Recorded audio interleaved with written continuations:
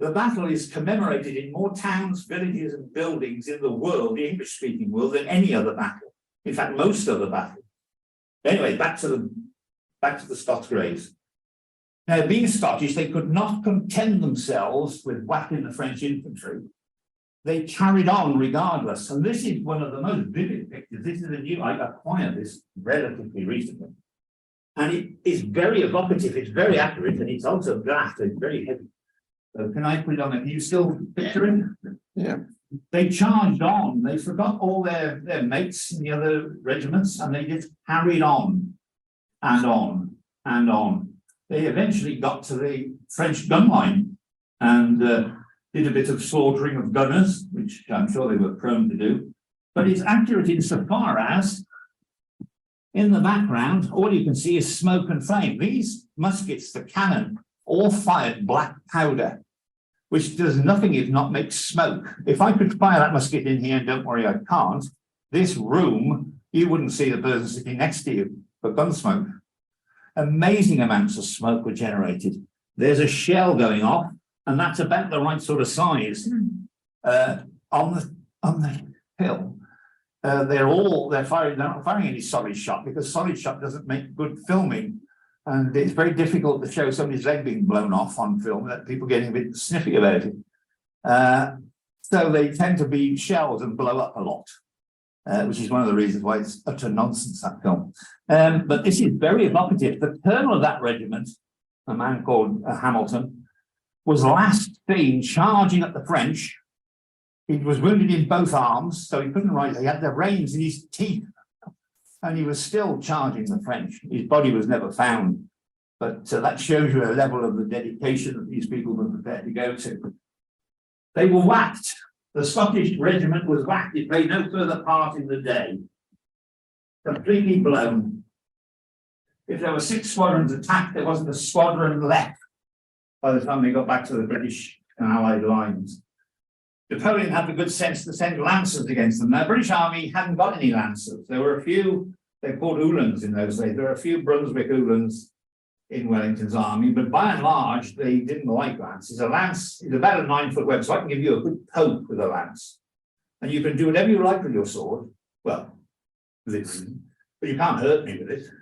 The problem is, if you parry my lance, bear in mind I'm still coming towards you, once you've parried it, I can't get it. You're going to whack me then with your sword, aren't you? You swine. The French infantry attack recoiled. They took about 6,000 prisoners.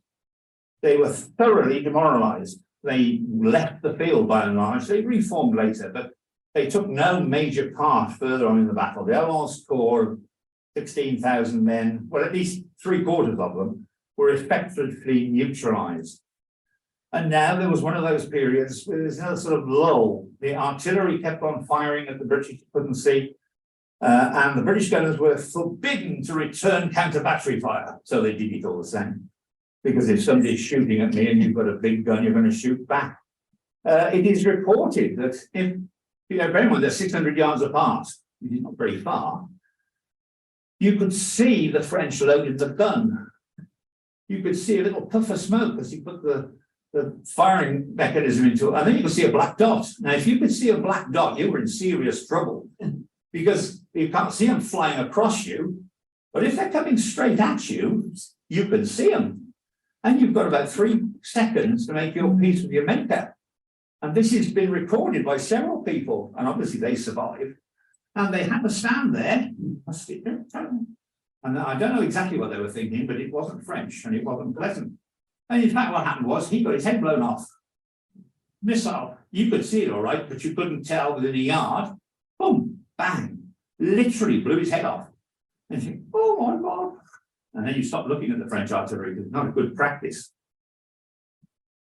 Sometime late afternoon, Marshal Ney, who spent the whole day in the valley, commanding the troops, Napoleon had effectively given over command of the troops, saw what he thought was a general retirement. Now, what probably happened was Wellington gave the order to pull his troops back 100 paces or so.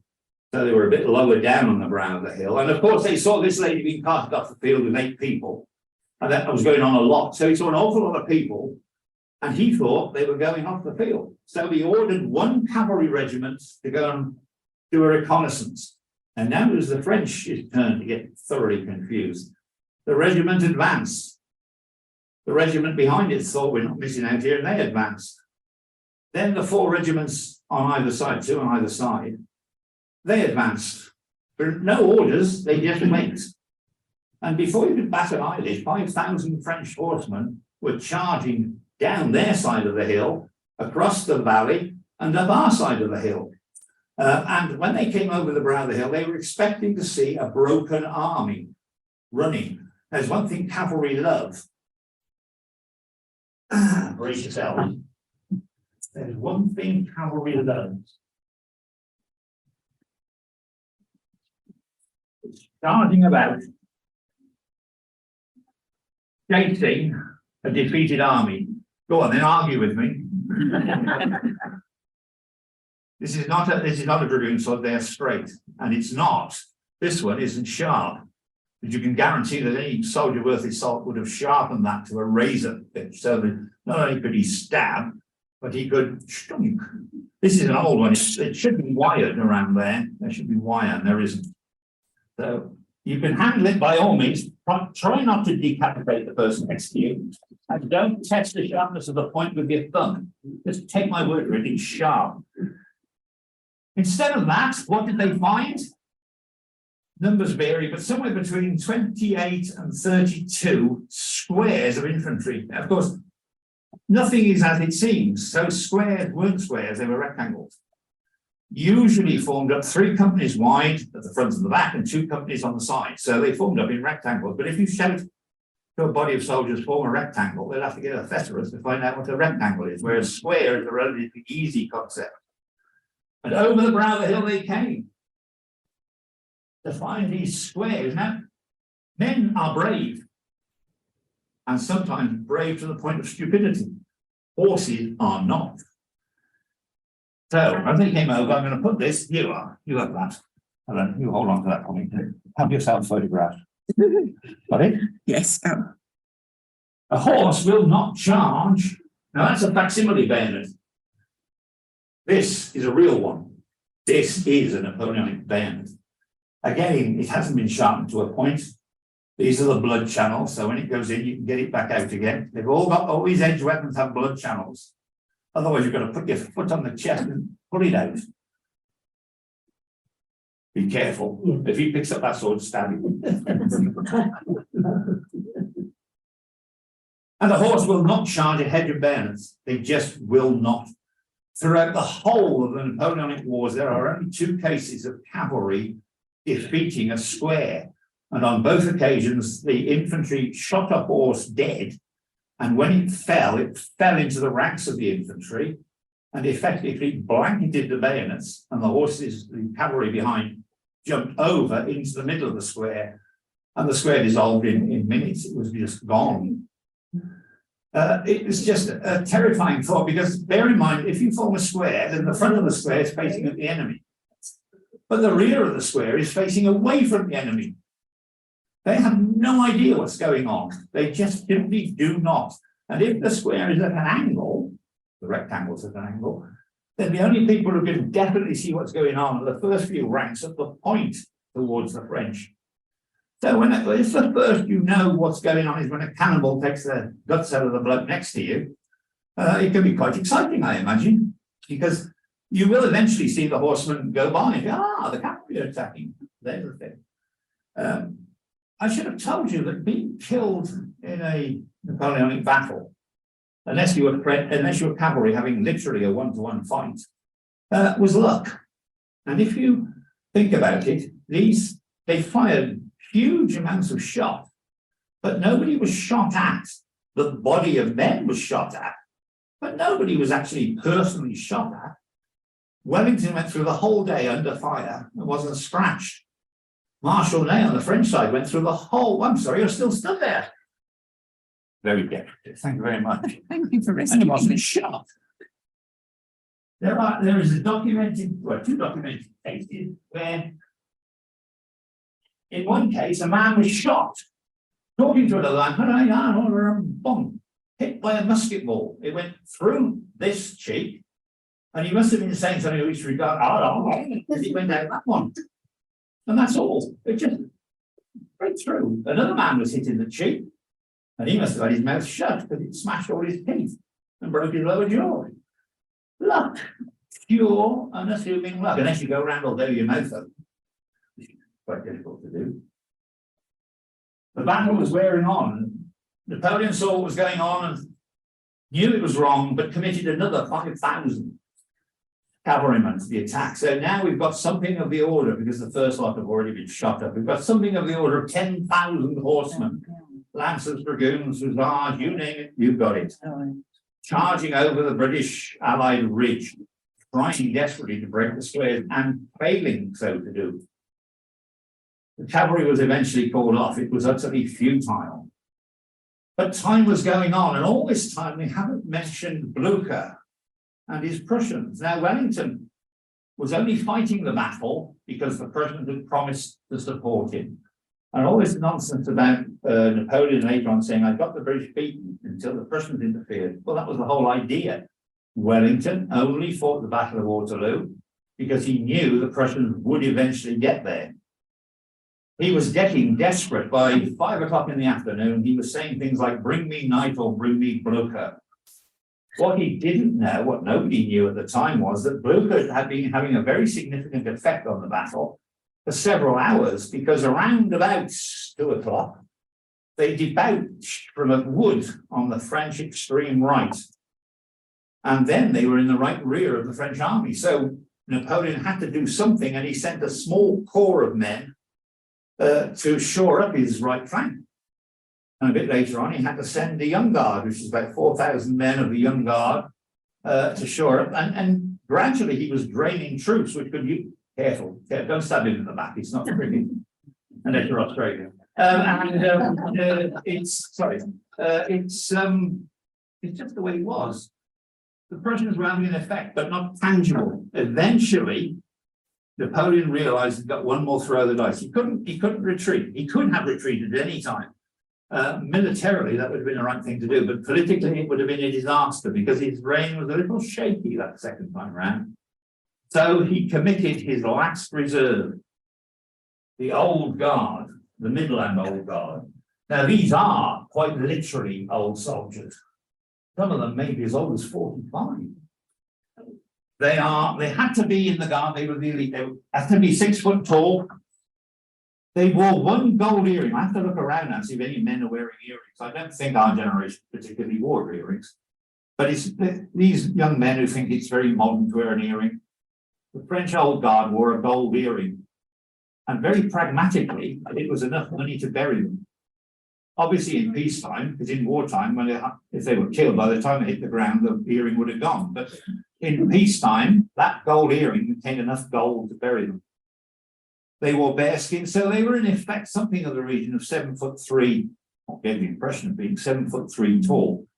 They were known by the line infantry, as the Immortals, and that wasn't a compliment. It was because Napoleon used them very sparingly and only ever sent them forward when the battle was already won.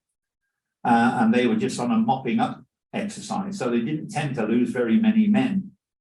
So you could aspire, if you were a good soldier, 6 foot tall, with one gold earring, tattooed as well, then you could aspire to be in the old guard. There's a little fellow on here. I can't see him upside down. He's been tied up. Can you see him? Man tied up? Yes, he's called de Costa. He's a local Belgian peasant who was seconded by the French. They tied him up and took him off and said, right, tell us where all the small roads are around here in case we have to do a bump or in case we want to attack. He spent the whole day being shot at, poor man, by our side, which was very unfair. And at the end of the day, I think they gave him 10 quid in local money and said, thank you very much, beggar off. And I'm sure he wasn't very impressed with that either. So he lines up his old guard as Napoleon, 8 battalions of the best infantry in the world, bar none. All of them, without question, prepared to die for their emperor. They marched across the battlefield in something called a hollow column. Now, a hollow column is a square with everybody facing the same way. That makes sense? So they marched with everybody going that way, but a hollow column, not a solid body. So artillery didn't do so much damage. Wellington called upon every gun to be put to the guard, and they were shot down in significant numbers, but every time some fell, they closed up and marched on. The guard was wary of its own reputation. They got over the brow of the hill and they encountered the 1st Battalion of the 1st Regiment of the English Foot Guards. Now, they weren't called Grenadiers. They were given the title of Grenadiers because they drove back the Grenadiers of the Imperial Guard. And this is where it gets very, don't ever say this to a Grenadier, a British Grenadier. They didn't. What they actually drove back was the 1st Regiment of Chasseurs of the Old Guard. But if you tell a Grenadier Guardsman that, they get very, very irritated by it. Doesn't make it not true, though. La Garde recule, the Guard is retreating, and it was unprecedented. Suddenly, the French on the extreme French right realized that the people coming in on their right were Prussians. They had hoped that they would be Grouchy. In fact, they'd been told that they were Grouchy and his Frenchmen coming across. Grouchy, who had 33,000 men, had been dispatched by Napoleon the day before to chase the Prussians. Keep your sword in the back of the Prussians. Now, Grouchy was the last person to be made a marshal, Emmanuel de Grouchy, an ex-royalist. And he was given 2 corps of infantry commanded by old soldiers, Gerard and Van Damme, who were cantankerous, awkward, bloody-minded, and they firmly believed that they should have had a Marshal Baton and not Grouchy.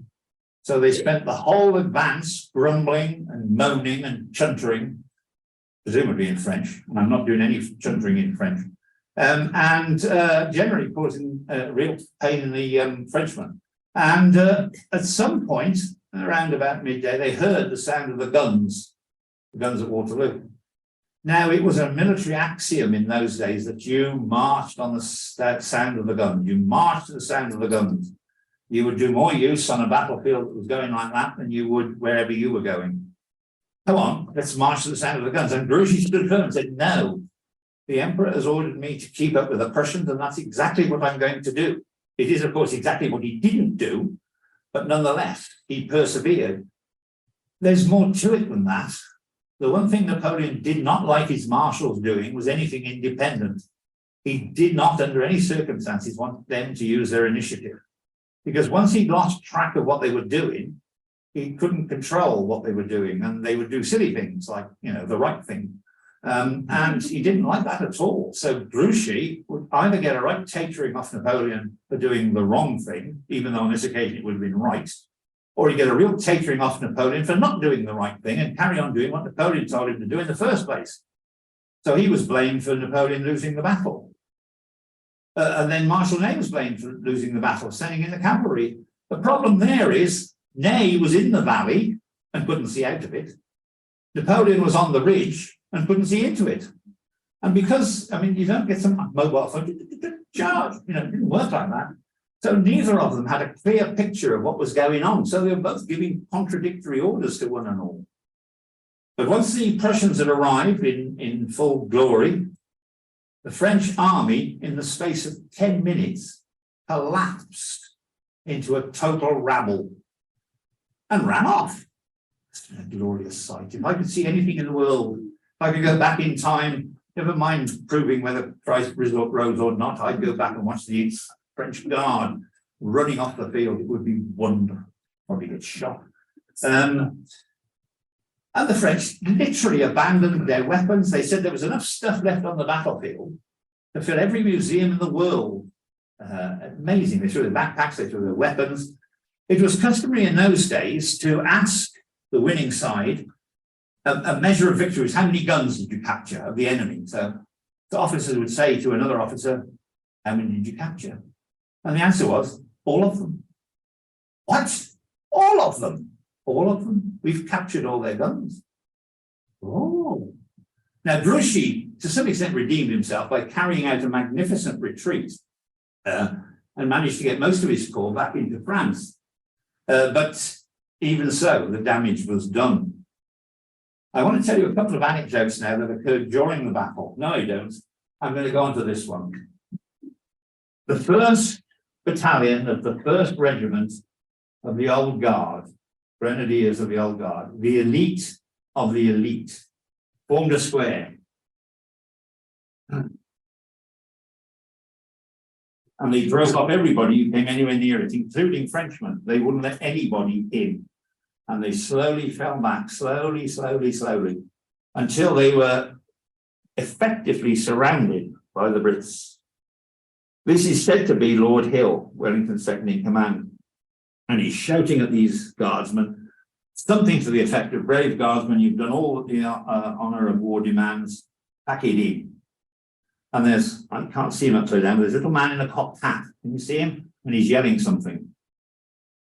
Meld, that's exactly right. Everybody speak French? Know what meld is? Yes. Yeah, well, it's shite, to be honest. Yeah. And it's gone down in history as the mot de Cambronne. Now, the Victorians didn't like that at all. They didn't think that was a very appropriate achievement for a Frenchman. It was obviously standard, or much lower than the Brits. So it went down in British history as the Guards dies but does not surrender. In fact, when Cambronne was interviewed after he was wounded severely, but he survived. And when they asked him what he said, I didn't say anything. So that rather blew that one out of the water. But the French still call it le mot de Cambronne, which is rather romantic. Have a romantic word, shit, which is what he calls it. There's a parallel, which you all have heard of, at Bastogne, Macaulay, McCunliffe, the American general, was called upon to surrender and sent back. The reply was nuts. Now, I'm not sure how you interpret that. I'm sure he meant little hazelnuts, but anyway, nuts is what the reply was. Night, as it does, fell. This, I had this one done in black on purpose, and this is an amazing picture because it simply draws the colours drawn out of it as you go further and further back. The Belgian peasants came out and stripped the dead. In fact, they stripped the wounded as well, and if the wounded put up any objection, they became dead. Apparently, the women were worse. They carried daggers, and it was a swift up through there, which stole them off. It was a terrible scene of slaughter. The French lost 25,000-ish men killed and wounded, 10,000 prisoners, and a significant number had run away, never to reform. The Brits, or Wellington's army, had lost about 15,000 killed and wounded. The Prussians, who played a significant part in the battle, lost about 7,000 killed and wounded, so not an insignificant number. It was said you could walk from a long way across the battlefield, stepping only on dead people. They were stripped, they were robbed, and everything that could be gathered. Because this, bear in mind, they've just trampled down the South Netherlandish corn crop. And that's your livelihood. You miserable lot have just trampled down my livelihood. I am definitely going to pinch your swords and epaulets and buttons. And if you've got any money on you, I'm definitely having that as well. And I kind of see where they're coming from, really, because fair dues. You would have heard one other sound on that mournful evening. And I'm going to show you the result. You would have heard the odd crack of a pistol where a horse was being shot. Something of the order of 12,000 horses were shot, killed, blown up, cut up. Wounded men would be carried off the field. And you, madam, you'd be carried off the field as well. Your horse would be shot. The horse has got no chance. You know, if it's wounded, it's not any use as a horse. But there was one other use put to the dead. I love this. Any dentists amongst you?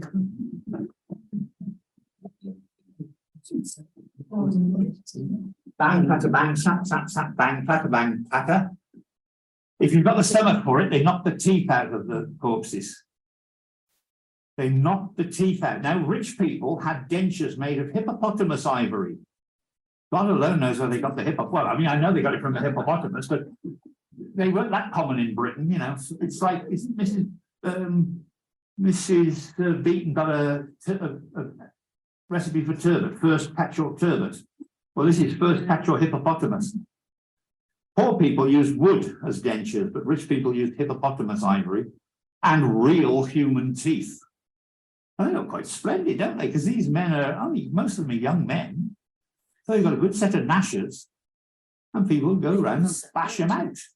One man is reputed to have made £600, which is £4,000 or £5,000 in modern money, just by having a little bag of teeth. I'm not talking about gold teeth. I mean, they'd have had those out straight away. I'm talking about the ordinary teeth.